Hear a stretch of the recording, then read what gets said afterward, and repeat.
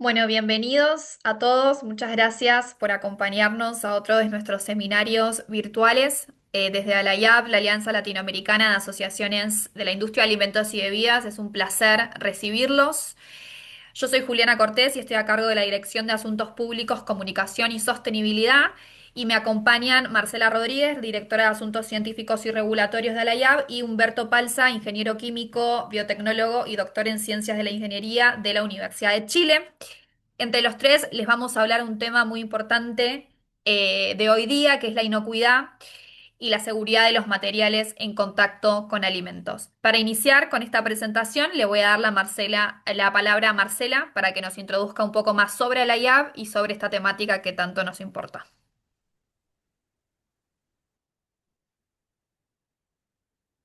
Gracias, Juliana, y gracias a todos. Muy buenas tardes. Gracias a todos y a todas por estar aquí con nosotros. Tal cual dijo Juliana, soy la directora de ALAYAB de Asuntos Científicos y Regulatorios y también soy ingeniera de alimentos de la Universidad de Costa Rica. ALAYAB es la Alianza Latinoamericana de Asociaciones de la Industria de Alimentos y Bebidas y está constituida por 28 organizaciones industriales con presencia en 16 países. Esto nos da una fuerte representatividad y los pilares en los que trabajamos desde ALAYAB, tal como lo vamos a ver en este seminario webinar de hoy, son la ciencia y la innovación. Realmente proyectamos mucho ciencia e innovación y visibilizamos mucho lo que nuestros miembros asociados hacen desde la ciencia, la innovación y la sostenibilidad. La siguiente, por favor. Cuando hablamos de alimentos y bebidas, la inocuidad suele darse por sentada. Sin embargo, detrás de cada producto que llega a nuestra mesa existe un trabajo técnico, científico y regulatorio que comienza muchísimo antes de su distribución y comercialización. Garantizar que un alimento sea seguro para el consumo humano es una responsabilidad permanente que involucra a la industria, a las autoridades regulatorias, la comunidad científica y, por supuesto, a otros actores de la cadena alimentaria. La siguiente, Will. Según la norma ISO 22218, la inocuidad alimentaria se refiere a la garantía de que los alimentos no causarán un efecto adverso para la salud del consumidor, o sea, no nos van a causar un daño cuando los preparamos o los consumimos de acuerdo con su uso previsto. Como aclaración, es muy importante que no confundamos inocuidad alimentaria con seguridad alimentaria. La FAO, en la Cumbre Mundial para la Alimentación de 1996, definió a la seguridad alimentaria como el acceso de todas las personas a alimentos suficientes, inocuos y nutritivos para llevar una vida activa y saludable. La siguiente. Desde una perspectiva técnica, la inocuidad alimentaria implica identificar los peligros, evaluar los riesgos asociados y establecer medidas de control para ya sea prevenir, eliminar o reducir estos riesgos a niveles adecuados o a niveles aceptables a lo largo de toda la cadena de producción. Algo importante es que también, igual que inocuidad y seguridad alimentaria no son lo mismo, algunas personas todavía se confunden y usan peligro y riesgo como sinónimo. Esta imagen explica por qué esta diferencia es tan importante. Un tiburón es peligroso en cualquier lugar. Ese es el peligro. Pero el riesgo de un ataque del tiburón solo existe donde los tiburones y los seres humanos realmente se encuentran. Eso es la exposición. Si nos equivocamos en esto, ¿qué pasa? Pues que dejamos de gestionar riesgos y comenzamos a regular situaciones hipotéticas. Y esto sería terrible. Por esto es que la gestión de estos riesgos requiere la aplicación de conocimientos científicos, ingeniería, sistemas preventivos, controles y capacitaciones permanentes. Y justo por eso es que la industria de alimentos, es que en la industria de alimentos y bebidas nosotros trabajamos bajo un enfoque preventivo. ¿Qué significa esto? Significa que no esperamos a que ocurra un problema para actuar, sino que identificamos los peligros potenciales y establecemos medidas de control para evitar que estos peligros se materialicen. ¿Cuáles herramientas utilizamos y cuáles son las más comunes? Y muchos de ustedes están muy conocidas y han trabajado con ellas. Por ejemplo, las BPM, las buenas prácticas de manufactura y el sistema de análisis de peligros y puntos críticos de control, el HACCP por sus siglas en inglés. Estos sistemas permiten gestionar de manera sistemática, valga la redundancia, la inocuidad de los alimentos. La siguiente. La inocuidad alimentaria se sustenta siempre en un sólido marco regulatorio internacional basado en la ciencia. Eso para la llave es muy importante. La industria opera dentro de este sistema y aplica sus principios para garantizar que los alimentos y las bebidas cumplan con estándares que sean reconocidos a nivel global, ¿verdad? Globalmente. Uno de los principales referentes es el Códex Alimentarios, donde Alaya participa como miembro observador desde febrero del 2022 y desde la Dirección de Asuntos Científicos y Regulatorios de la Alianza funjo como punto focal. El Códex es una iniciativa conjunta tanto de la FAO como de la Organización Mundial de la Salud, ¿verdad? Es como que Códex fuera el hijo de la FAO y de la OMS. Codex desarrolla normas, desarrolla directrices y códigos de prácticas destinados a proteger la salud de los consumidores, pero también a promover prácticas justas en el comercio de alimentos. Así que la armonización regulatoria internacional desempeña un papel clave, ya que facilita la adopción de estándares consistentes entre países. Eso es muy importante para nuestra región. Fortalece la confianza en los sistemas alimentarios y favorece el acceso de todos los consumidores a alimentos inocuos. Además, estas normas son elaboradas mediante procesos transparentes y participativos que incorporan el aporte de gobiernos, de expertos científicos, de organizaciones internacionales y, como mencioné a la IAP, observadores del sector privado. Este enfoque basado en evidencia permite que las decisiones regulatorias relacionadas a la inocuidad alimentaria se sustenten en criterios objetivos y no en estas percepciones o interpretaciones subjetivas. La siguiente. La inocuidad no es una característica que se pueda añadir al final del proceso. Debe integrarse y mantenerse desde el origen de las materias primas hasta el producto terminado, mediante controles continuos, mediante monitoreo, mediante verificación, que nos lleva siempre a la mejora constante. De ahí la importancia del rol del procesamiento en garantizar la inocuidad. Con frecuencia, el procesamiento industrial es percibido únicamente como una etapa de transformación de los alimentos. Así es como muchos los ven. Sin embargo, para nosotros los ingenieros de alimentos sabemos que una de las funciones más importantes del procesamiento es precisamente contribuir a la inocuidad de los productos. Los procesos industriales permiten aplicar controles estandarizados y también reproducibles, que reducen o eliminan los riesgos para la salud pública. Tecnologías como la pasteurización, la esterilización, la refrigeración, el secado, la congelación, los tratamientos térmicos, algunos tratamientos térmicos específicos, han sido desarrollados y han sido perfeccionados a lo largo de los años por la ingeniería de alimentos para controlar a los patógenos, a los microorganismos potencialmente peligrosos y preservar la inocuidad de los alimentos. La producción industrial incorpora controles de calidad, por un lado, pero también controles de calidad, de inocuidad, perdón, en cada etapa. Las materias primas son evaluadas antes de ingresar a la línea de producción. Los procesos son monitoreados mediante parámetros ya técnicos que tenemos definidos dependiendo de los diferentes procesos, los diferentes alimentos y bebidas. Los equipos siempre son sometidos a programas de limpieza, programas de desinfección y de mantenimiento.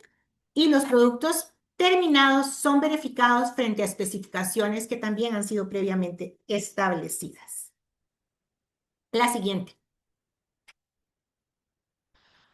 Cuando pensamos en inocuidad, a veces pensamos únicamente en el alimento o en la bebida, pero los materiales que entran en contacto con este también cuentan y forman parte de esta garantía de que los alimentos no causen daño al consumidor, ¿verdad? La definición de inocuidad. Los envases y embalajes cumplen funciones esenciales. ¿Para qué? Bueno, para proteger los productos contra contaminación externa, contra la humedad.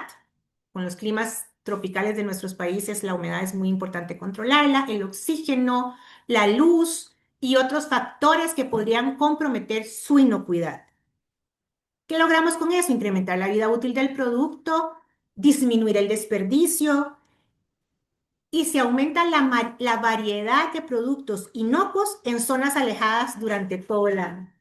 Por eso los materiales de empaque también están sujetos a requisitos regulatorios y evaluaciones de riesgo como parte integral de los sistemas de gestión de inocuidad. En este esfuerzo de nuestro sector, tanto el alimento como su empaque forman parte de una misma responsabilidad y eso es lo que queremos transmitir en este webinar. Y con esta introducción le doy nuevamente la palabra a mi compañera Juliana Cortés, que nos hablará sobre esto, sobre materiales en contacto con los alimentos y sobre la regulación aplicada. Adelante, Juli. Muchas gracias, Marce. Muy clara tu presentación para introducir este tema. Antes de continuar, quiero decirles que esta sesión está siendo grabada y que la van a poder encontrar disponible en nuestro canal de YouTube para quienes quieran repetirlo. Y también invitarlos a que dejen sus preguntas o comentarios en la sección de preguntas y respuestas del chat, que las vamos a estar respondiendo después de la presentación. Como bien nos decía Marcela, nos explicó de forma muy clara qué es la inocuidad y por qué es central cuando hablamos de los materiales que están en contacto con nuestros alimentos. Yo quiero tomar esa pregunta y llevarla al plano en donde hoy se está discutiendo más intensidad, el debate global de plásticos, que es uno de los tantos materiales que están en alimentos. Por lo tanto, en los próximos minutos voy a comentarles un poco lo que está sucediendo a nivel global, las principales negociaciones en curso y concretamente qué está haciendo la industria de alimentos y bebidas. Y para eso, empezar por lo básico. ¿Qué es un empaque? Como mencionó Marcela, antes vale la pena precisar qué función cumplen el procesamiento y el empaque. Ante todo, primero decirles que es una herramienta técnica que protege nuestro alimento y bebida y nos permite sostener la inocuidad a lo largo del tiempo. Esto es especialmente relevante, sobre todo en regiones como América Latina y el Caribe, del Caribe, donde las cadenas de frío no siempre son del todo sólidas o el acceso es difícil en determinadas zonas. Entonces, lo que el empaque nos permite es poder llegar a zonas difíciles que sin el empaque el alimento o bebida no podría llegar de forma inocua. Ahora bien, el empaque no es algo fijo, su diseño constantemente se está rediseñando, evolucionando, sobre todo para reducir su impacto en términos ambientales, pero sin perder esta función que es la de inocuidad, que es la función principal para nosotros que cumple un empaque de un alimento y bebida. Y precisamente por eso como sector estamos constantemente monitoreando las regulaciones nacionales e internacionales para ver cómo desde el sector podemos contribuir a este proceso. Antes de seguir, una aclaración importante, que cuando hablamos de materiales en contacto con alimentos no nos referimos solamente al plástico, como les decía antes, sino que también hablamos de vidrio, de metal, de papel, cartón, entre otros. El plástico es uno de entre todos los materiales, pero hoy es en el que se concentra mayor parte de la discusión regulatoria y pública a nivel global. Y por eso es que vamos a puntualizar particularmente en este material durante esta charla. Cuando se habla de plásticos, el debate casi siempre se plantea desde la dimensión ambiental y social. Y con razón, por supuesto, porque la contaminación por plástico es un problema real que afecta a miles de personas y, por supuesto, a nuestro planeta. Pero cuando hablamos específicamente de alimentos y bebidas, hay una segunda dimensión que muchas veces queda de foco, y es esto de la inocuidad que venimos a hablarles hoy. Y lo importante es que las dos son igual relevantes y no deberían discutirse por separada. Una decisión sobre materiales que mejore lo ambiental pero descuide la inocuidad no es una buena decisión. Por eso desde la IAP proponemos mirar el debate completa, con estas dos dimensiones a la vez y sobre la mejor evidencia científica disponible. Para esto conviene ubicarnos un poco en dónde se está discutiendo todo esto, porque por supuesto no ocurre en un solo lugar, sino que hay varios espacios internacionales al mismo tiempo. El de mayor alcance, y es el que les voy a profundizar a continuación, es el instrumento internacional que se está actualmente discutiendo para generar un instrumento global jurídicamente vinculante que ponga fin a la contaminación por plásticos. Este actualmente se está negociando en el marco del Programa de las Naciones Unidas para el Medio Ambiente y es uno de los cuales a continuación les voy a contar más en detalle. Pero no es el único espacio. Hay otros que, sin negociar el tratado, también marcan para todos los países un poco la hoja de ruta. Bueno, la Unión Europea es uno de los casos más claros. Cuando regula, sus reglas tienden a volverse estándares para el resto del mundo, ¿no? Para los países que quieran comercializar en ese ámbito. Entonces es importante también seguir de cerca lo que pasa en ese sentido. La OCDE aporta también desde el lado técnico, desarrollando metodologías, eh, incluyendo para lo que son plásticos reciclados. En el plano del comercio no tenemos que pasar por alto la Organización Mundial del Comercio, en donde estas exigencias para los materiales se cruzan también con las reglas de intercambio entre países, que es un aspecto también de comercio y competitividad que no debemos pasar por alto. Y en conjunto esto nos permite mostrar que la discusión global alrededor de los materiales y específicamente de plásticos se va desarrollando desde distintos frentes. También hay un espacio nuevo que conviene tener en radar, que se aprobó en junio del 2025, que fue la creación del panel científico normativo sobre químicos, residuos sin contaminación, que básicamente es un cuerpo científico mundial similar al IPCC en el caso del clima, pero que produce evaluaciones independientes para orientar las políticas vinculadas a químicos, residuos y contaminación. No es vinculante, pero sí asesora a los países en las tomas de decisiones. Y esto es relevante para nosotros porque buena parte del debate sobre plásticos y químicos va a apoyarse cada vez más en esa evidencia que se vaya disponibilizando. Como dato de color, tuvieron su primera sesión en febrero de este año y también desde el sector lo estamos siguiendo muy de cerca. Y acá, retomando un poco la idea que decía Marcela antes, uno de los espacios que es distinto a todos los anteriores, pero para que a nosotros nos parece importante siempre traerlo en la mesa de discusión, es el Códex Alimentarios. El Códex no es donde se negocia, por supuesto, el tratado, pero es justamente el ámbito donde se trabaja con rigor técnico, evidencia científica, todo lo vinculado a la inocuidad y a los materiales en contacto con alimentos, ¿no? Cómo se evalúa si un material es seguro, cómo se abordan estas sustancias, qué condiciones tiene que tener un material para poder estar en contacto con alimentos, etcétera. Y esto para nosotros es clave a la luz de la discusión global que se está dando, porque es a través del códex para el sector en donde es la máxima referencia para las cuales nos podemos apoyar. Como les decía antes, me querría detener concretamente más en lo del Tratado Global sobre Plástico. Básicamente, ¿de dónde viene esto? De una resolución histórica de Naciones Unidas, la resolución 514, que se adoptó en marzo por los países que integran a las Naciones Unidas. Y el mandato acá fue claro, desarrollar un instrumento jurídicamente vinculante que aborde todo el ciclo de vida del plástico, ¿no? Con la meta de que este tratado se pueda cerrar a finales del 2024. Spoiler, esto no sucedió. Para negociar este instrumento, los estados son aquellos que tienen voz y voto en el proceso de discusión, son quienes se sientan en la mesa, negocian los textos concretamente. Sin embargo, está la figura de los miembros observadores que pueden participar con voz pero no con voto. Y acá tenemos a la sociedad civil, al sector privado, a la academia, etc. Y desde Alayab, desde los inicios, estamos contribuyendo también a este proceso de discusión con los insumos dentro de que tenemos como sector privado. Ahora bien, como les decía, el spoiler, esto no está siendo sencillo. Este cronograma un poco lo muestra. El proceso lleva ya 6 rondas de negociación. Empezó en Punta del Este, siguió en París, ahí se conoció un primer borrador de instrumento.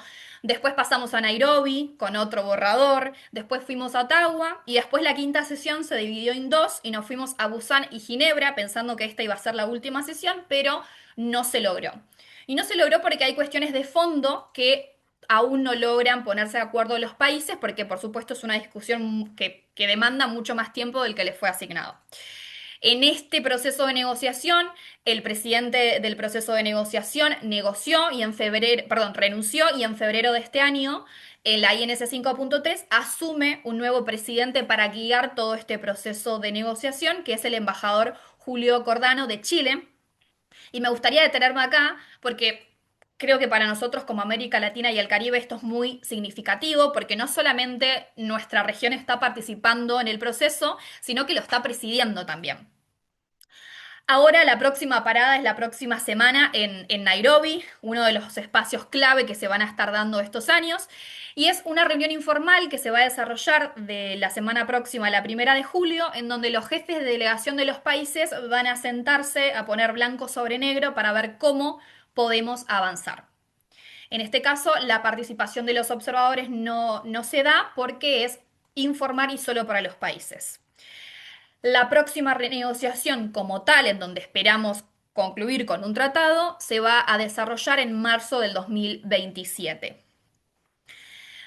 Pero bueno, como les decía, este proceso es arduo, los países están constantemente generando instancias bilaterales para conocer posiciones y argumentos.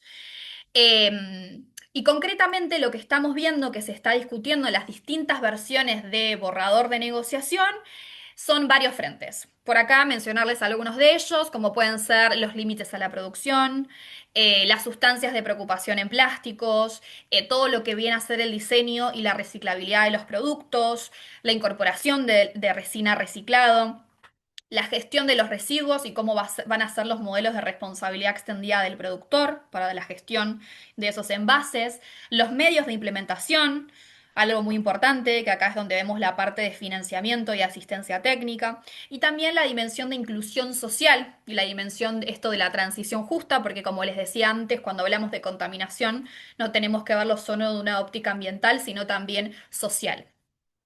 Les presento como tal un poco para que puedan ver por dónde están pasando los distintos frentes de discusión. Esta es una discusión que está viva, estamos muy a las expectativas de las próximas reuniones, pero en principio estos son algunos de los principales ejes que se están queriendo abordar. Entre los distintos elementos que se están negociando les mencioné la incorporación de contenido reciclado, y acá quiero detenerme porque es especialmente relevante para la industria de alimentos y bebidas. En los distintos documentos de negociación este tema ocupa un lugar cada vez más importante y suele abordarse sobre todo en la discusión de ecodiseño y circularidad. Y desde el sector me parece importante mencionarles que esta es una transición que apoyamos e impulsamos. El reciclado, por supuesto, es parte de la solución y nuestros miembros ya incorporan cada vez más material reciclado en sus envases. Sin embargo, cuando hablamos de envases en contacto con alimentos, lo que les decía antes, la circularidad debe ir de la mano con la seguridad e inocuidad alimentaria. La mejor evidencia científica disponible, y acá cito un informe que justamente publicó FAO sobre la seguridad de los materiales en contacto con alimentos, nos dice algo importante, ¿no? Que el material reciclado puede ser apto para el contacto con alimentos, por supuesto, pero esto no es de forma automática. Esto va a requerir de una evaluación de seguridad rigurosa y sistemas científicos validados. Y de ahí la importancia de que los mandatos de contenido reciclado se construyan sobre la mejor evidencia científica disponible y sean viables considerando la infraestructura, la capacidad tecnológica y los sistemas de control disponibles en cada país. Es decir, hagámoslo, pero poder hacerlo bien. Ahora bien, Estas discusiones no están ocurriendo solamente en el ámbito internacional, Naciones Unidas y demás. Muchas de las medidas que hoy se están negociando en el instrumento internacional ya se están comenzando a ver en regulaciones nacionales, por eso vale la pena mirar con lupa lo que está pasando en América Latina y el Caribe. Sin entrar en comparaciones país por país, por cualquier cosa podemos responder en la parte de preguntas si quieren algún detalle más en lo específico. Tenemos cuatro tendencias claras. La primera, la responsabilidad extendida del productor, la famosa REP, ya es el marco dominante. La mayoría de los países lo está aplicando o están impulsando normativas que establezcan un marco de responsabilidad extendida del productor. La segunda, las metas de contenido reciclado, que como les decía antes, suben de manera escalonada en función del país en el que nos pongamos, pero sí es una prioridad esto de que los envases tengan cada vez más mayor contenido reciclado. Después, eh, acá una muy importante, que es la regulación de los plásticos de un solo uso. En toda América Latina y el Caribe está muy regulado lo que son los plásticos de un solo uso, pero algo importante para considerar es que en la mayoría de los casos hay exclusiones explícitas vinculadas a excepciones de inocuidad alimentaria, es decir, no asociar un material en contacto con alimentos que tiene el fin de poner a disposición ese alimento al consumidor como si fuera un plástico de un solo uso, puede ser un sorbete, por ejemplo. Es decir, incluso cuando las regulaciones buscan reducir determinados productos plásticos, como este que les mencioné anteriormente, se reconocen que los envases alimentarios cumplen funciones esenciales de seguridad, conservación y acceso a los alimentos y por eso se establecen las excepciones. Y por último, la cuarta línea, que es en línea con los que les mencioné antes, los requisitos de ecodiseño y reciclabilidad, de forma tal que los envases puedan disponerse de forma más eficiente. Y esto creo que nos lleva a la pregunta de, bueno, ¿qué está haciendo el sector frente a todas estas tendencias?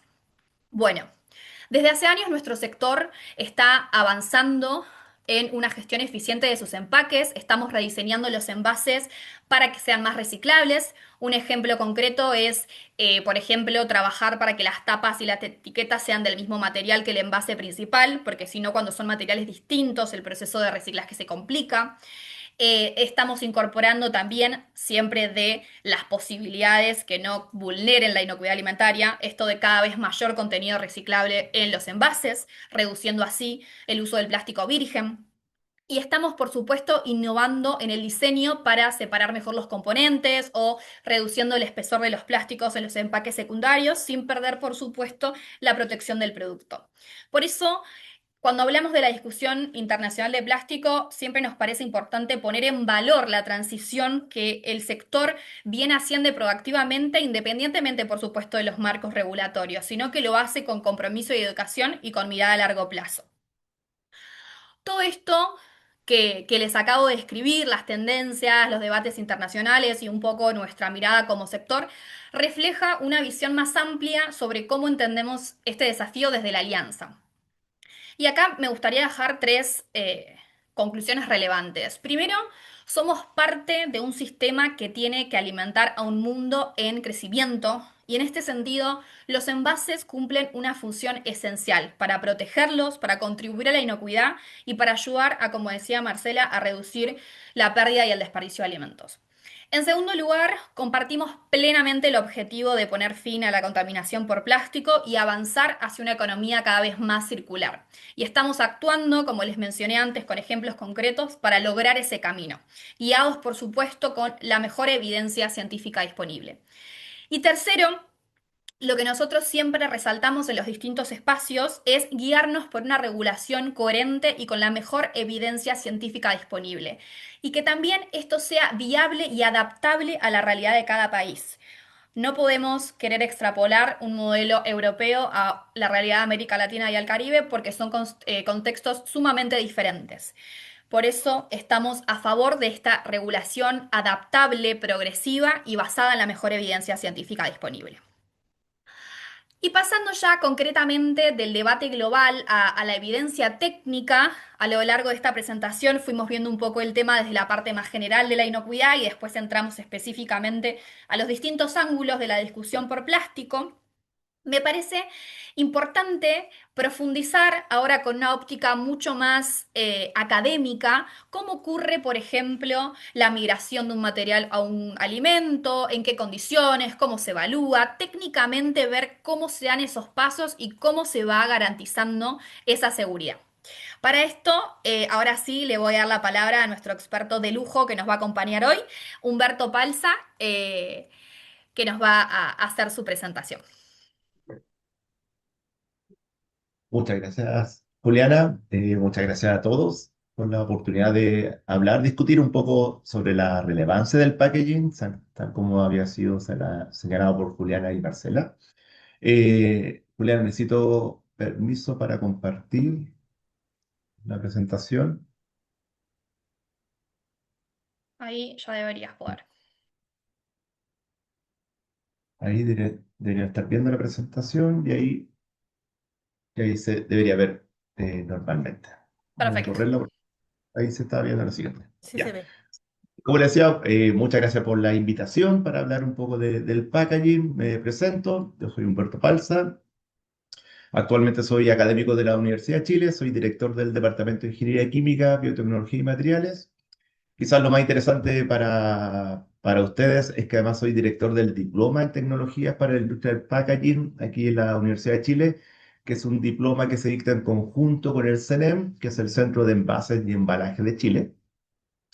Y desde la formación más del área materiales, del plástico, es que me he ido acercando un poco a la industria del packaging y por esta razón, por una visión quizá un poco más técnica, aportar con herramientas que abran la discusión en torno a este gran debate que hay en torno a lo que es un buen packaging y en este caso en particular, cómo se relaciona con el concepto de inocuidad alimentaria. Espero dar antecedentes complementarios con lo que ya dijo Marcela, muy bien resumido, y con lo que entregó también Juliana recientemente. Entonces, partir con una introducción quizás muy general para muchos de ustedes, pero siempre es bueno indicar las definiciones básicas que nos permita entender dónde estamos, ¿ya? Uno, cada vez que habla del tema de plástico y de packaging de alimento plástico, hay un gran debate porque la sociedad ve una cosa, la industria ve otra, el Estado ve otra cara de algo que es bien complejo, y acá hay que ser bien honesto, el tema del packaging elementos tiene que verse en todas sus aristas, en todas sus dimensiones para poder entender la envergadura, no del problema, sino la envergadura de dónde estamos. Primero, todos estamos acá porque sabemos, trabajamos en la industria de alimentos y entendemos la relevancia del packaging. Pero este entendimiento, la verdad es que hay que verlo con cierto detalle. Como tal como se indicaba, siempre es bueno recordar cómo llegamos o hacer un diagnóstico de cómo llegamos a esta situación.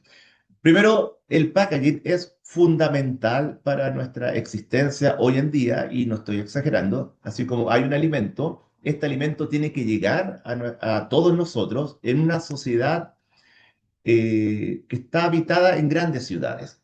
Entonces, en este contexto, el packaging almacena, ayuda a la logística o a trasladarlo.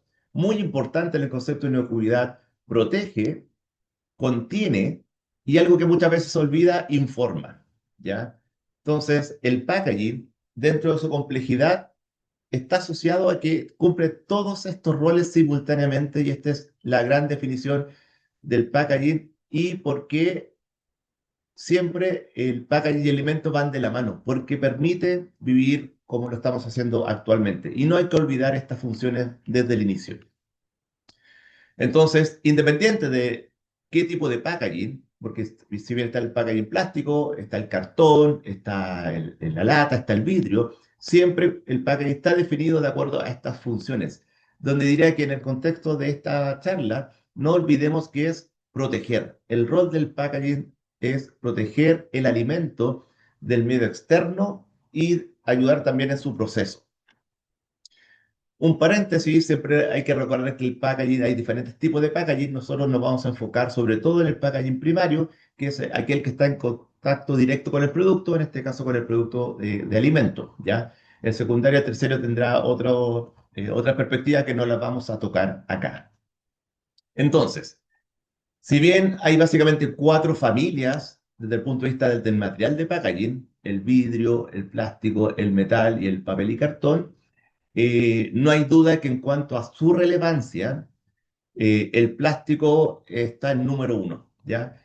Hay una tendencia histórica que dice que si yo puedo cambiar el vidrio, el metal por plástico, lo voy a hacer. Hay muchas razones, no solamente un tema de costos, también tiene que ver un tema de funcionalidad, de eficiencia, de densidad, que hace que entre un packaging plástico y uno metálico de vidrio sea mejor el de plástico en algún ámbito, ¿ya? Esto lo veo como una tendencia. La tendencia evolutiva es que el plástico sigue creciendo y es el material de packaging que más crece respecto a los otros, ¿ya? Y eso es un dato importante. Esto para bien y para mal, es parte del diagnóstico. Y aquí abajo se muestra un poco las tendencias en porcentaje y aquí a la derecha un poco la tendencia en cuanto al mercado, donde claramente se ve que el packaging plástico sigue creciendo. De toda la industria del plástico, el plástico es una industria enorme. Recuerden que se está produciendo anualmente del orden de 400 millones de toneladas de plástico cada año, ¿ya? Este número cuesta mucho imaginárselo en su envergadura, pero es un número muy grande. Cuesta encontrar en la historia un material que crezca tan rápido en el tiempo. Recuerden, el plástico aparecieron muy fuerte en 1960 y de ahí en adelante solamente crece. Actualmente la producción anual de nuevo son 400 millones de toneladas cada año y de los cuales cerca de un 36% de ese plástico se ocupa en packaging. Ya es un poco el contexto. Por eso la relevancia de toda la normativa y la preocupación que mostraba recién Juliana de toda la sociedad en tratar el tema del plástico, sobre todo el tema del packaging. ¿Y qué ha producido este gran aporte del plástico? Bueno, que, como le decía, solamente las proyecciones es que vaya a crecer, ¿ya? Independiente de lo que uno lea y de dónde lo lea, que ya vamos a ver al final un poco sobre eso, nadie duda que el consumo de plástico va a crecer y por lo tanto el consumo de plástico para packaging de alimentos va a seguir creciendo. Esto está asociado a muchas cosas, crecimiento de la población, eh, que la sociedad misma, algo que vamos a ver ahora mismo también, es que el plástico y el alimento, la verdad es que es una buena interacción, ¿ya? Protege muy bien al alimento y por lo tanto no encontramos como sociedad otro material que logre la funcionalidad de un plástico actualmente. Ni el cartón, ni el vidrio, ni la lata, ni el metal logran la funcionalidad que tiene el plástico para el packaging de alimentos. Por lo tanto, una sociedad que está creciendo en su población, donde cada día estamos más industrializados en cuanto al alimento, por una eficiencia del alimento, hace que el packaging solamente crezca, insisto, por mucho que ciertos grupos quieran bajar la producción y que incluso uno quisiera que se produjera menos, la verdad es que no hay ninguna proyección que diga que esto vaya a bajar en el corto plazo. Si ven la curva que se estabiliza, es porque también la población mundial se va a estabilizar, ¿ya? Entonces va muy relacionado con el número de habitantes que tenemos actualmente. Este esquema me gusta porque ejemplifica muy bien qué es lo que es un packaging plástico. Es básicamente un globo. Aísla el alimento del medio externo, ¿ya?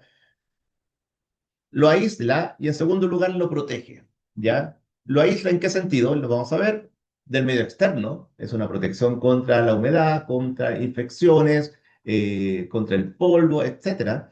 Pero también logra generar un microambiente dentro del alimento que me ayuda a su estabilidad o evitar procesos fisiológicos o bioquímicos dentro del alimento. Entonces, después de definir qué es lo que es el packaging, cuáles son sus funciones y la relevancia del packaging plástico, veamos cómo este packaging plástico se asocia, creemos que para bien, con este concepto de inocuidad alimentaria. Por suerte lo definieron muy bien previamente, así que voy a hacer una simplificación máxima. Y si uno quiere reducir la definición, cuando uno habla de inocuidad alimentaria, lo que quiere ver básicamente es cuál es la calidad del alimento que estoy consumiendo, ¿ya? Entonces, la relación que queremos entender es cómo la inocuidad, en su contexto de es tener un alimento de calidad que evite una enfermedad, por ejemplo, se asocia con el packaging. Y aquí tiene que ver el concepto, por ejemplo, de contaminación, de maduración, etcétera. Y aquí viene un concepto muy importante que es el concepto de deterioro del alimento, ¿ya? Que básicamente se asocia a cualquier cambio que tenga este alimento que produzca un efecto no deseado y que nos puede producir algún daño a nosotros, ¿ya? Entonces, el concepto de deterioro es algo que tenemos que mantener porque atenta contra el concepto de inocuidad. Cuando empezamos a analizar este concepto del deterioro, nos damos cuenta que cómo un alimento se va deteriorando y básicamente tres mecanismos. Uno que es físico, por ejemplo, cuando dos manzanas se golpean, estoy generando un daño físico que va a dañar el alimento. Es muy asociado a microorganismos y el otro son los procesos químicos. Sin entrar en detalle en la química, porque claramente no es pertinente y somos pocos los que realmente nos gusta, pero por ejemplo la presencia de oxígeno es un gatillante de procesos dentro del alimento que acelera su degradación y por lo tanto que atenta contra su inocuidad. Entonces, hay agentes químicos en el medio ambiente o producidos por el mismo alimento que ayudan a este deterioro y son obviamente procesos naturales. En este esquema vemos como el plátano o la banana en el tiempo va sufriendo una maduración. Esta maduración nuevamente está asociada a la presencia de oxígeno, de etileno, etcétera. Y en la medida que esta fruta vaya madurando, se va deteriorando y por lo tanto va atentando contra su calidad y en este sentido va contrario al concepto de inocuidad alimentaria.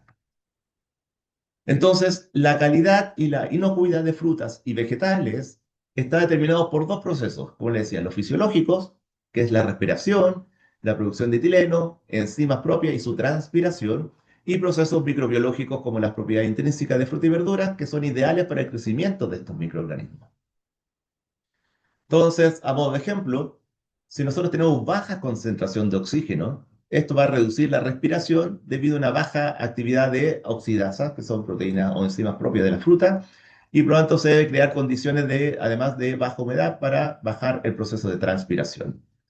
Y todos estos mecanismos que no me entran en detalle son los que explican la maduración y el deterioro del alimento.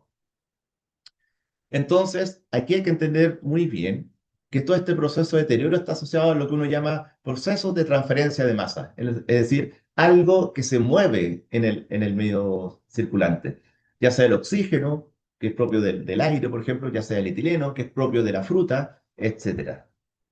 Entonces, entendiendo que el oxígeno y otros compuestos químicos son gatillantes del deterioro del alimento, tenemos que recordar este concepto del packaging como un elemento que me aísla el sistema, ¿ya? Y por lo tanto, no solamente protege, sino que aísla el sistema. Y podemos entender, por ejemplo, si cuando empezamos a analizar, por ejemplo, el deterioro de un producto como por ejemplo el pan, nos damos cuenta que el deterioro de este producto, de una panadería cualquiera, va a depender del producto mismo, de las condiciones de almacenamiento, de su procesamiento y aquí aparece finalmente el packaging, ¿ya?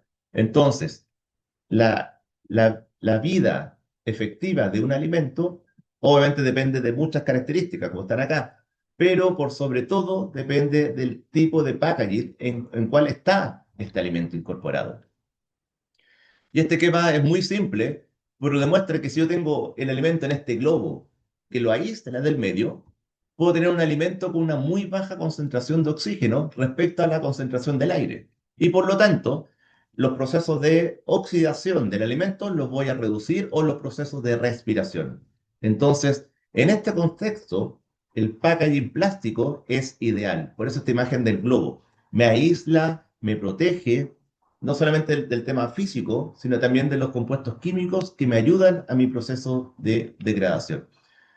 Entonces, en la práctica puedo generar estos procesos de atmósfera controlada, por ejemplo, donde tengo el oxígeno, puedo tener una atmósfera, por ejemplo, con cero oxígeno, con muy baja concentración de oxígeno, puedo controlar la respiración de una fruta, de un alimento, y de esta manera extender la vida útil, ¿ya? Y en particular, algo que está en la parte más de innovación del packaging, puedo trabajar con el concepto de un packaging activo, que es un packaging que va intencionalmente liberando compuestos químicos que ayudan a retardar la maduración de la fruta a través de cualquiera de los mecanismos antes señalados. Está todo el tema de los microorganismos, ¿ya?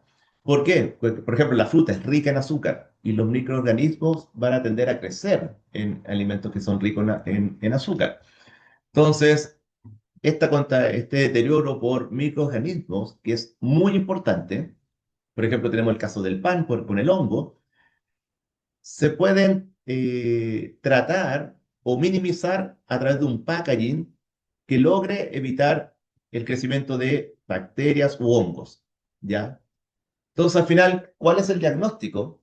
Que así como tenemos fruta y verdura lista para comer en un estado ideal, si no hacemos nada racional, se va a transformar en un desperdicio, ¿ya? Porque perdió su calidad de inocuidad. Y esto es el proceso que debemos parar. Y en este contexto es la relevancia del packaging plástico para reducir la pérdida de alimento y garantizar una buena inocuidad alimentaria. Entonces, este objetivo no hay que nunca perderlo en vista, ¿ya? Aquí como otras tecnologías, polímeros antimicrobianos, que me lo voy a saltar por tiempo. Y en la práctica, cuando tenemos un alimento que está en un packaging adecuado, lo que nosotros hacemos es extender la vida útil del alimento. Entonces damos más tiempo para poder consumirlo. Tenemos una ventana temporal donde el alimento efectivamente está inocuo y va a ser saludable para nosotros. Y esto lo hace un buen packaging. Aquí hay un número solamente para que comparen. El zucchini de un día cuando está sin ningún tipo de packaging, extiendo su vida útil a 5. Los green beans o brotes verdes de 7 a 19, la banana de 15 a 36, las uvas de 7 a 70 días, etcétera, etcétera. Entonces, el mensaje es claro. Un alimento bien empacado dura mucho más que si no estuviera empacado. Y esto es clave para el concepto de inocuidad alimentaria. Y algo que no hay que olvidar nunca. No sé muy bien cuál es la correlación que fue primero, pero no hay que olvidar que vivimos en megaciudades, ¿ya? Es muy probable que ustedes estén viviendo en ciudades de 5, 8, 10, 12 millones de habitantes, donde si el elemento no está bien empacado, sería inviable una alimentación incluso sana, ¿ya? Entonces hay que tener mucho cuidado con el contexto.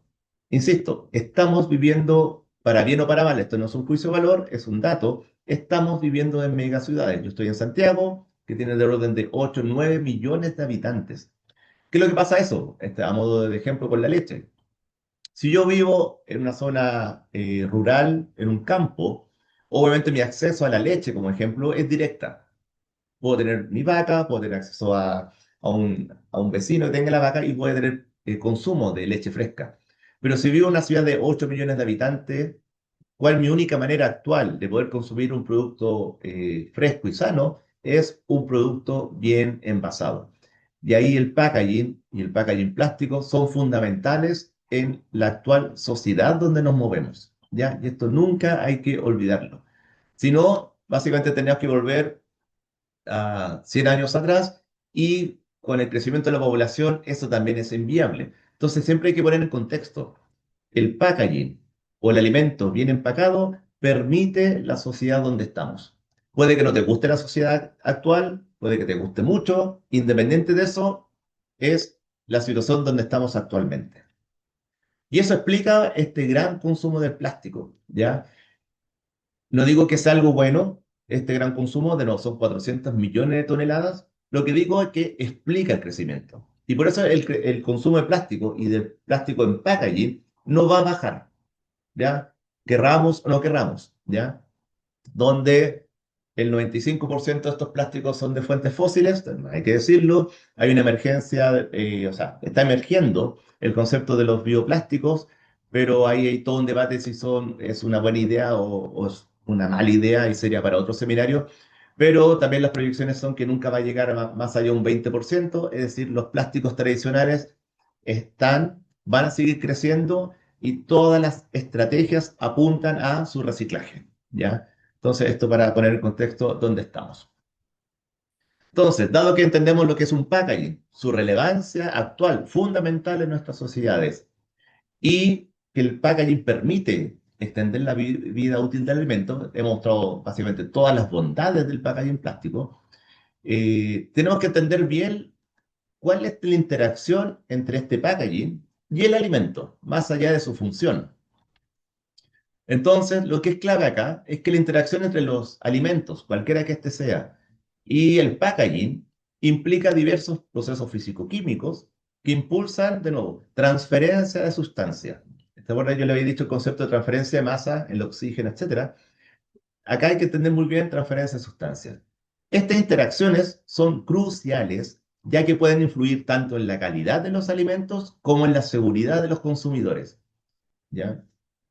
Y el tipo de material de envasado y las condiciones del almacenamiento de estos alimentos determinan los mecanismos de transferencia de masa, que pueden provocar alteraciones químicas, sensoriales o microbiológicas en el producto envasado. Y este esquema, que en principio no es tan fácil de entender, así que vamos a ir de a poco, y ahí le puse una imagen para entender dónde estamos. Por ejemplo, el salmón o la frutilla que está envasada y en contacto directo con un plástico. Primero, espero que ahora tengamos claro de por qué la frutilla o el salmón o cualquier alimento está envasado. Porque queremos que dure más.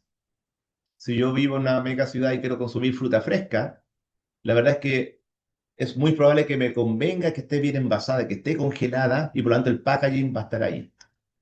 Entonces, más allá de su rol protector y de aislación, tenemos que entender otra arista del proceso que es, bueno, tengo un alimento que está en contacto directo con un packaging. Y aquí tenemos tres procesos que hay que entender bien y separar, porque nos vamos a enfocar solamente en uno. Todo lo que les hablé yo respecto a la respiración, transpiración o presencia de oxígeno entre el alimento y el packaging como barrera, este globo que les mostré yo, es lo que se llama permeación. Tengo una barrera que es el film plástico y estoy viendo lo que del medio externo entra al medio interno o lo que del medio interno sale al medio externo. Eso se llama permeación y explica el rol de extensión de vida útil del alimento.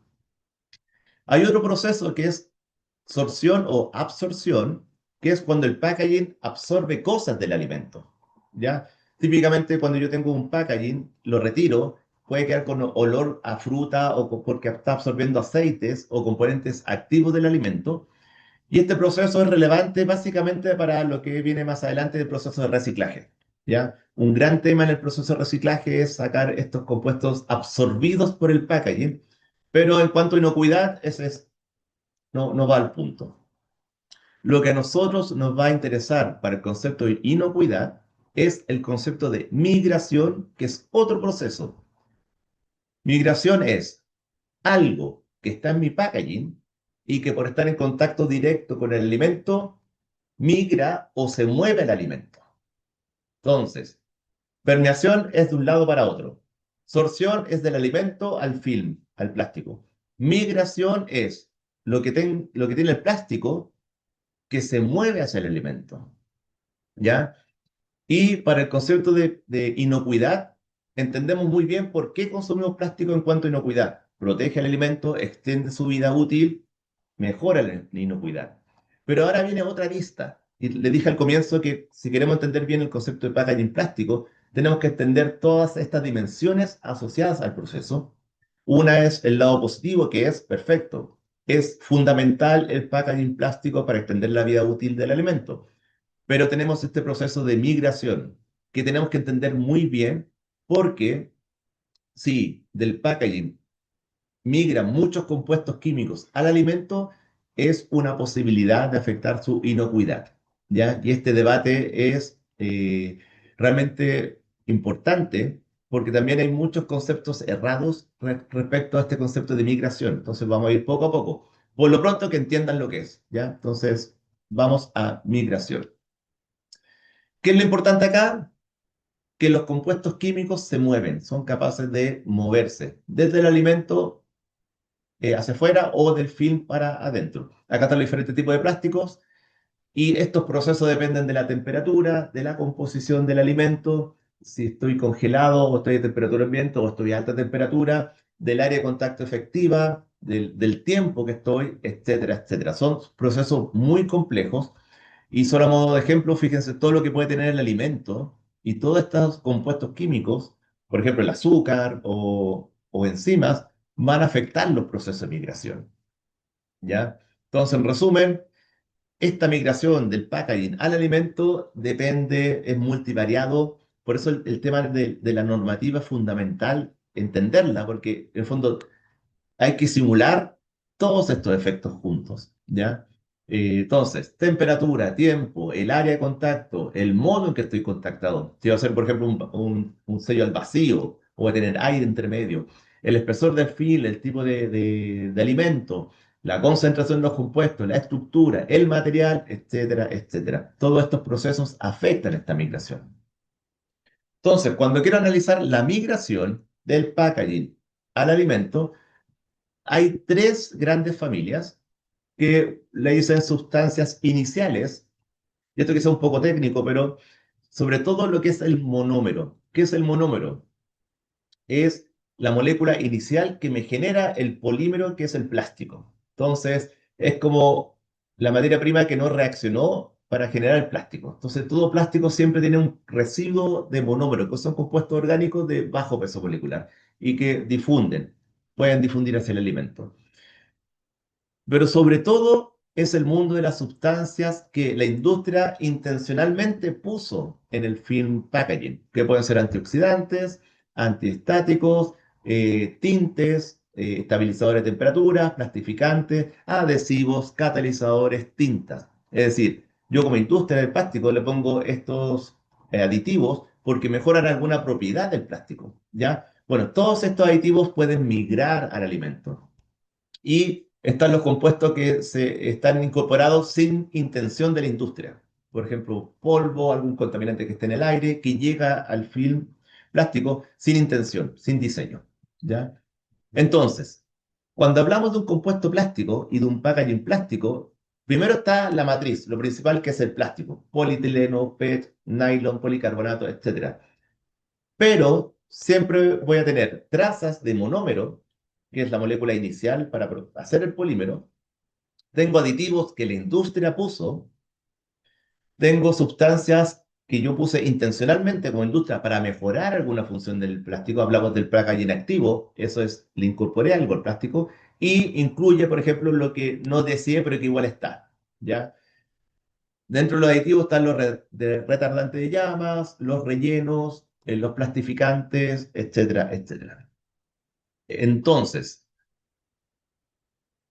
yo sé que acá en otro mundo le gusta la química, pero estos otros compuestos que van más allá del plástico, la verdad es que es un universo gigante, ¿ya? Es bien complejo este análisis porque aquí esto es un estudio que hizo el PNUD, de las Naciones Unidas para el Medio Ambiente, y ellos detectaron 13.000 compuestos que ocupa toda la industria del plástico, ¿ya? Esto no solamente para packaging por si acaso, es toda la industria del plástico que ocupa 13.000 aditivos que pueden ser plastificantes, retardantes de llamas, cualquier cosa son del orden de 13.000.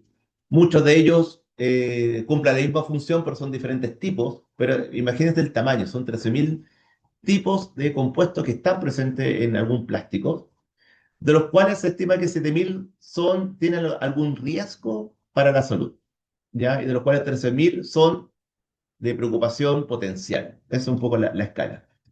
Aquí está un poco la clasificación, da lo mismo, lo pongo solamente para que vean que hay toda una clasificación. Quizá el más conocido es el BPA, y este es un estudio reciente de la revista Nature, así que hay credibilidad en este estudio, que hicieron un catastro global, insisto, en toda la industria del plástico, y ellos reportaron que existen del orden de 18.000 compuestos químicos que son utilizados por la industria plástico actualmente.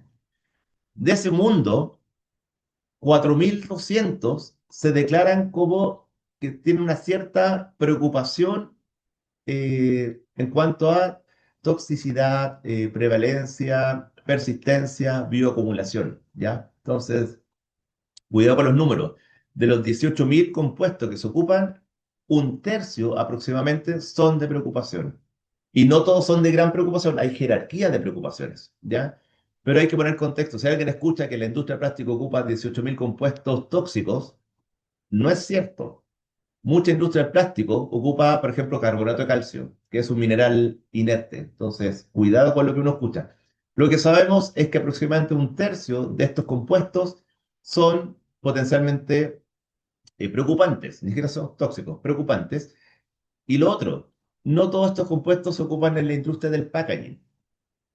¿Ya? Acá estamos hablando del universo de plástico. Puede ser un parachoque del auto, puede ser para el vidrio, ¿ya? Entonces, cuidado con los números. Pero esto no quita que haya que preocuparse, ¿ya?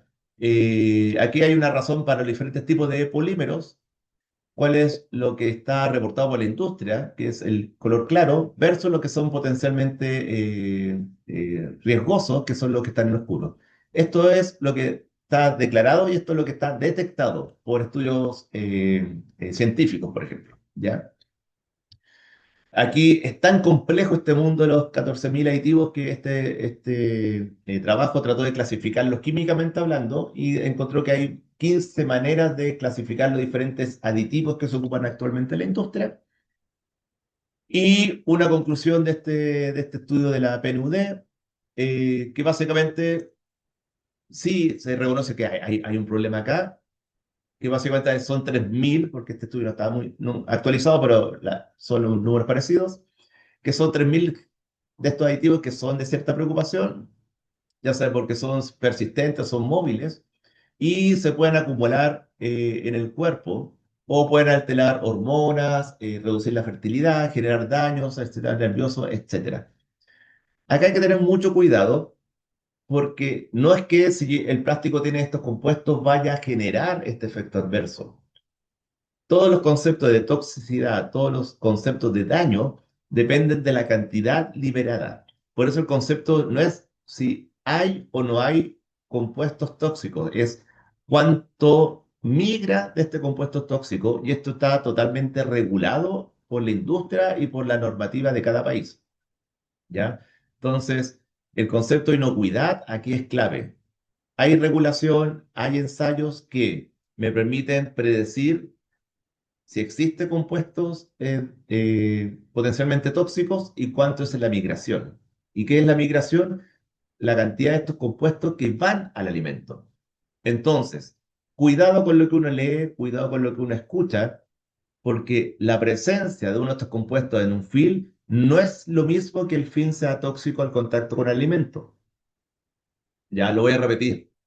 Si un film plástico tiene uno de estos compuestos, que es probable que lo tenga, primero, hay que ver si es tóxico o no es tóxico. Hay que ver si es de precaución o no de precaución. Segundo, hay que ver cuánto migra en el alimento. Esto está absolutamente normado, ¿ya? Si tiene o no tiene es un punto, pero el otro es cuánto migra. Y es probable que lo que migre sea, desde el punto de vista de toxicidad, irrelevante y esté por debajo de la normativa, ¿ya? Entonces, nuevamente, que haya un compuesto en mi plástico no es sinónimo de que sea tóxico per se, ¿ya? Tiene que haber una migración sobre un cierto valor que cada uno de estos 14.000 compuestos lo tendrá. Algunos todavía no están normados, hay que ver el detalle, pero es para entender la envergadura. Y por lo tanto, esto es clave para entender el concepto de inocuidad. Actualmente, los films que están en contacto con el alimento pasan por una normativa asociada a su migración. ¿Ya? Eso es una normativa. Entonces, esto nuevamente es para darle antecedentes que la industria del plástico usa estos aditivos, sí, mucho. ¿Eso es sinónimo de que esto vaya a llegar al alimento? No, hay que estudiarlo caso a caso. Y lo que se reporta es que sí hay cierta migración y generalmente esta migración está por debajo de lo que indica la normativa y por lo tanto se asocia a algo seguro y por lo tanto seguimos manteniendo la inocuidad alimentaria. ¿Ya? Eh, bueno, básicamente hay maneras de hacer esto, la normativa lo exige. Obviamente hacer una migración del film al alimento es algo complejo porque varía el tipo de alimento. Lo que se hace es simular un alimento con lo que se llaman son simulantes de alimento, que son compuestos acuosos que simulan el pH o las condiciones de un alimento y así uno puede hacer en laboratorio ensayos de migración y de esa manera ver si el film cumple o no la normativa y de esa manera puede salir al mercado. Y ya para ir cerrando, no olvidar algo actual que está emergiendo, que tiene que ver con el mundo de los microplásticos. Es algo que a nivel científico en los últimos años está empezando a ser altamente reportado y por lo tanto el concepto de migración es probable que ahora incluya también el concepto de migración de microplásticos al alimento. Y esto también otro seminario más porque es un tema bien confuso, bien complicado, porque la presencia de microplástico en el alimento, que está, hay presencia de microplástico, la cuantificación, lo que ustedes quieran, es muy difícil cuantificar y uno escucha muchas cosas, muchas veces alarmistas, muchas veces real, hay que tener precaución también con lo que uno escucha. Pero la gran pregunta es si, lo típico, si yo encontré en agua embotellada microplástico, no es trivial la respuesta de saber de dónde viene el microplástico. Puede ser del aire durante el envasado, puede ser del agua que estoy embotellando, puede ser del mismo proceso de llenado que va rompiendo el microplástico de la botella, puede ser de la tapa, etcétera, etcétera. Entonces, microplástico es algo que existe, es una contaminación global y los efectos todavía no están muy bien entendidos y tampoco están muy bien cuantificados porque es un tema técnico, metodológico, cómo yo veo el efecto microplástico en animales o los ensayos, cuesta mucho entenderlo bien. Solamente lo nombro como tendencia, o sea, la microplástico existe, lo que uno apuesta que a la larga va a haber una normativa para cuantificar presencia de microplástico, que es muy difícil cuantificar, sobre todo separar qué es microplástico o qué son fibras naturales, etcétera. Entonces, para ir cerrando, lo que quise mostrar es básicamente la complejidad para entender el rol primordial del packaging. No hay duda que el packaging es necesario. Tenemos que empacar nuestro alimento para que extender su vida útil y eh, poder tener acceso a alimentos de buena calidad con inocuidad. Hay que tener precauciones, por ejemplo, el tema de la migración, como se comentó Juliana anteriormente, el tema del reciclaje, este concepto de economía circular. No hay duda que el packaging, insisto, es necesario, hay que garantizar la inocuidad alimentaria y así como el packaging es primordial para extender la vida útil y garantizar su inocuidad, también hay que tener ciertas precauciones con los conceptos de migración del packaging al alimento. Y esto, así muy breve, todo lo que le mostré yo, esos antecedentes, permiten entender la necesidad de una educación en torno al packaging, en torno al alimento empacado. Porque si uno no es muy precavido, se puede encontrar con este tipo de informes que está asociado al Consejo de Derechos Humanos, que eh, eh, la Juliana me lo mandó ayer y quedé un poco preocupado, digamos, por lo que se indica. Es el contexto del Consejo de Derechos Humanos que habla un poco de los sistemas alimentarios en un clima seguro y salud para todos. Y que si uno se pone a ver lo que sale en torno al packaging plástico, la verdad es que es extremadamente sesgado. ¿Ya? Lo leí y solamente indica las cosas negativas, olvidando las cosas positivas. Si ustedes me preguntan a mí, mi respuesta siempre es, los plásticos son buenos, pero hay temas de gestión, hay temas de migración, hay que poner esto en una balanza muy bien equilibrada, ¿ya? Tampoco se trata de decir que los plásticos son lo mejor del mundo y que no tienen ningún problema, eso es un sesgo. Tampoco hay que decir que los plásticos son lo peor del mundo y que no hacen nada, es otro sesgo. Entonces, aquí le marqué en rojo un poco ejemplo de lo que se indica. Aquí estoy de acuerdo, los plásticos de un solo uso hicieron posible la rápida expansión de los alimentos en general, no necesariamente ultraprocesados. Acá hay un sesgo hacia la palabra ultraprocesado, que ya entenderemos por qué. Pero sí es cierto que los plásticos hicieron posible empacar bien el alimento y extender su vida útil, no solamente asociado a los ultraprocesados, ¿ya? Aquí hay un montón de afirmaciones, algunas exageradas, otras correctas, otras fuera de tono, ¿ya? En torno al tema de la acumulación de plástico, totalmente de acuerdo, hay un tema de gestión, está el tema de los microplásticos también. No entiendo cuál es la relación del plástico y la generación de gases de efecto invernadero. Eso la verdad que cuesta mucho entenderlo. Sí es cierto el asunto de los microplásticos, ya que sí hay que hacerse cargo.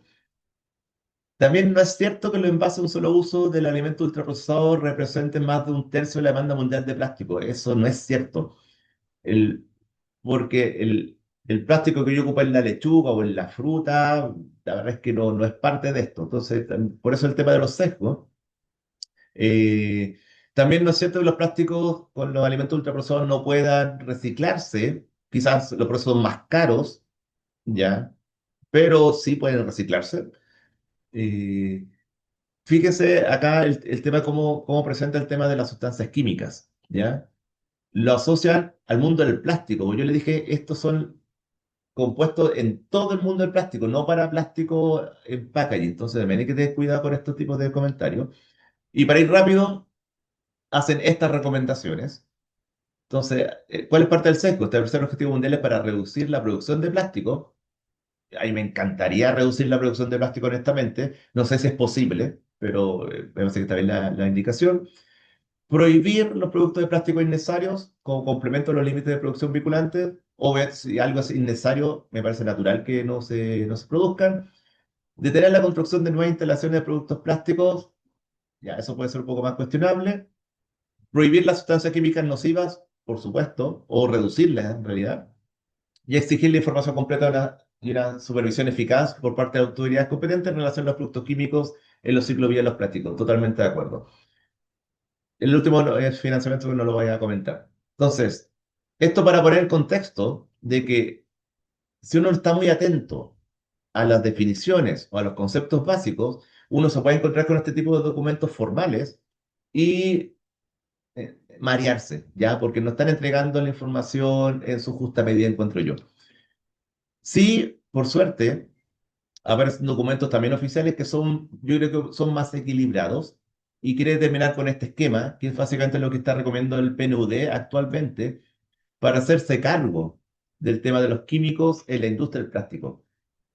Insisto, los plásticos tienen una excelente función desde el punto de vista del medio ambiente, desde el punto de vista de eficiencia energética, es el mejor material disponible actualmente.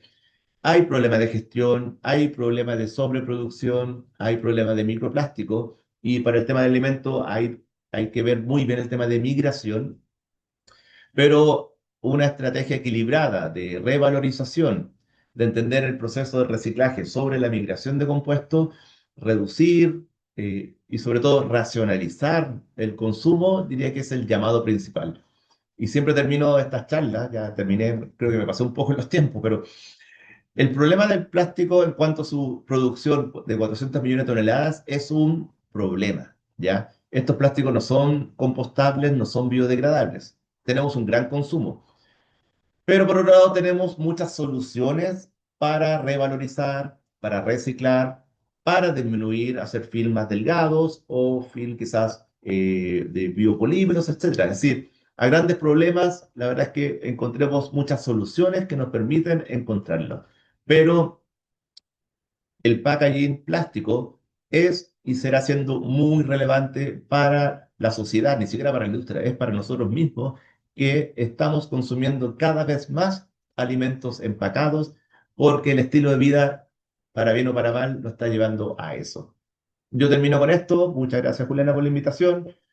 Marcela, muchas gracias también por dar buen contexto a lo que indiqué. Espero que le haya gustado y le haya sido útil. No sé si hay preguntas o comentarios y aquí los dejo. Muchísimas gracias, Humberto. Yo creo que con tu exposición en la parte de inocuidad hemos visto un muy buen ejemplo entre la diferencia entre peligro y riesgo. Y tal cual hablamos al inicio, lo importante es la exposición, ¿verdad? Que ese sería el riesgo, que tal cual explicó Humberto, eso es mediante la migración y eso es lo que está regulado. Entonces, sí, sí no podríamos estar gestionando situaciones hipotéticas, ¿verdad? Entonces, muchísimas gracias, Humberto, por tu participación. Sí tenemos preguntas, pero tal Sí. cual estamos extendidos del tiempo, entonces aquí le dejo el cierre a Juli. Muchas gracias a todos por No, estar aquí con nosotros. Gracias. Yo algunas fui respondiendo, pero voy a levantar algunas porque veo que hay mucho interés. Te leo algunas, Humberto. Considerando que los materiales reciclados no siempre es posible conocer y evaluar individualmente todas las sustancias presentes, ¿qué conjunto mínimo de evidencias permitiría afirmar que un material es seguro para contacto con alimentos y no solamente que cumple formalmente con un ensayo de migración? A ver, es excelente pregunta y la respuesta va a ser muy mala. Porque básicamente, a ver, esto es como en general. Cuando tienes problemas muy complejos, ¿ya? Como indicaba, un material reciclado tiene muchos compuestos desconocidos, la gran mayoría, que el mismo reciclaje va a hacer que la migración cambie respecto a un plástico original.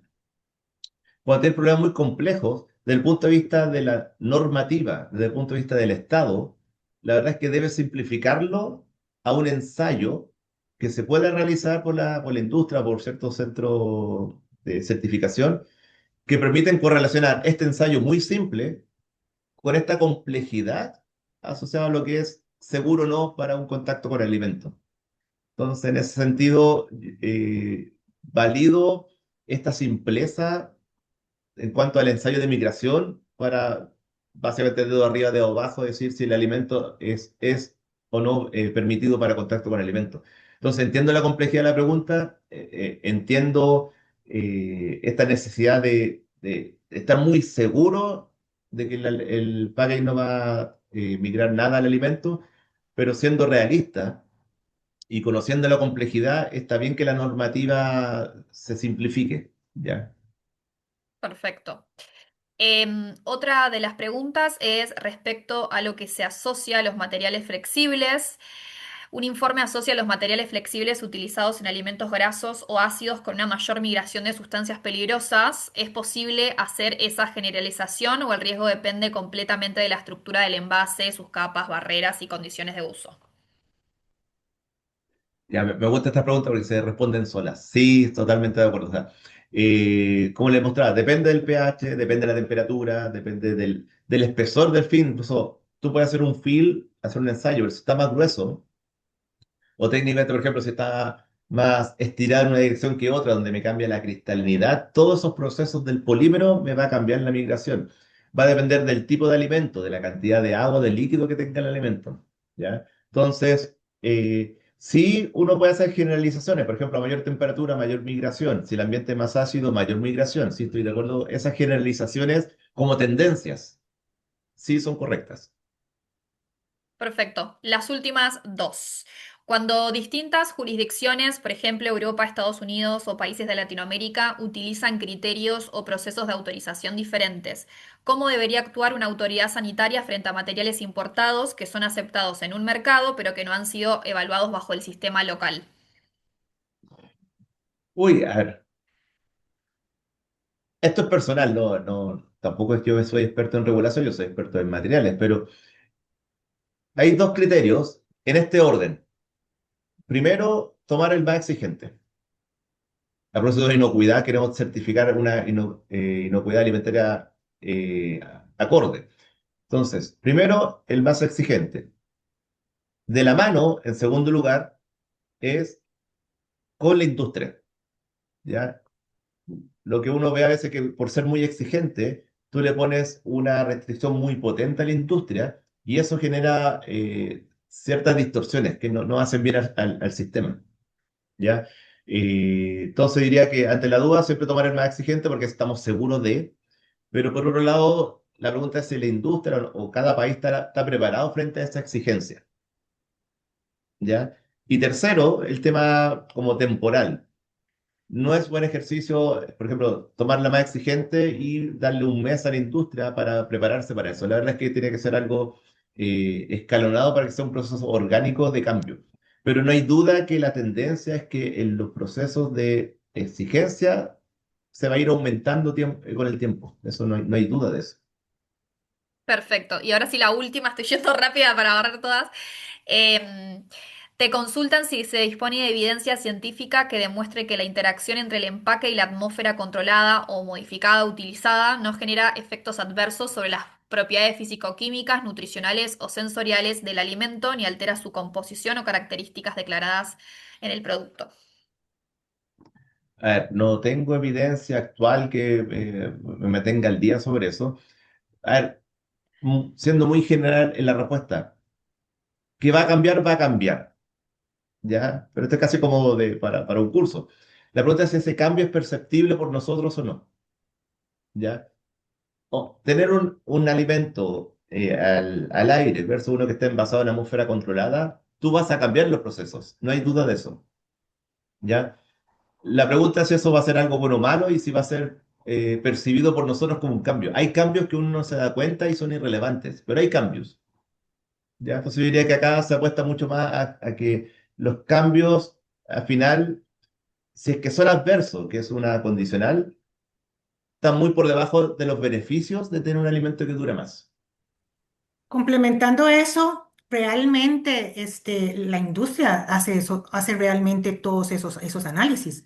Nosotros no es que enviamos un alimento y vemos a ver si sirvió o no sirvió, si se bajó la vitamina por el empaque, por ejemplo. O sea, se hacen análisis en puntos de venta donde medimos todas esas variables también y no es como que lo dejamos a ver qué pasa, ¿verdad? Entonces, más que todo, tenemos que pensar que los alimentos son muy diferentes y las vitaminas y los elementos que tiene cada uno de los alimentos son diferentes entre uno y otro y que la industria realmente eso lo tiene protegido y es parte de los controles de inocuidad y calidad también que hace para que cumpla con la regulación y para que diga si tiene una cantidad de vitamina que realmente se tenga al final, porque las descomposiciones de todos estos ingredientes pueden darse también. Bueno, muchas gracias a todos, Humberto, Marcela y a todos los que se conectaron. Tuvimos más de 200 personas conectados, así que esto muestra la gran relevancia que este tema tiene. Ya para concluir, creo que nos llevamos muy claramente que el empaque cumple una función fundamental para los alimentos y las bebidas, para la inocuidad y la conservación de esos productos que día a día nos llegan a nuestras mesas. Por eso, cualquier conversación que se genere en cuanto al plástico y su regulación es importante que se vea a la luz de la perspectiva de la función que cumplen en los alimentos y bebidas. Al mismo tiempo, como sector, seguimos comprometidas en esta discusión en poder gestionar esos envases post-consumo y acá tenemos datos sumamente interesantes de modelos de recolección sumamente exitosos en distintos países de América Latina y el Caribe, lo que nos sugiere que la articulación intersectorial es sumamente importante. Como decía Humberto, la industria tiene que estar de la mano a las regulaciones porque son quienes tenemos ese conocimiento, tenemos esas tecnologías para ver qué es y no viable. Y en definitiva, para avanzar hacia una gestión circular de los empaques, tenemos que complementarnos en de las distintas miradas, tanto científicas, técnicas como política, para poder ser ambiciosos en esta discusión tan importante que nos convoca. Y desde la IAB vamos a seguir representando a esta industria que diariamente trabaja para poner alimentos y bebidas seguras en el mercado. Así que les agradezco a todos por acompañarnos. La grabación va a estar disponible en nuestro canal de YouTube, así que los invito a seguirnos para estar al tanto de las novedades. Así que nuevamente gracias Humberto y Marcela. Listo, Muchísimas muchas gracias. gracias. Un abrazo, que estén bien. Feliz tarde.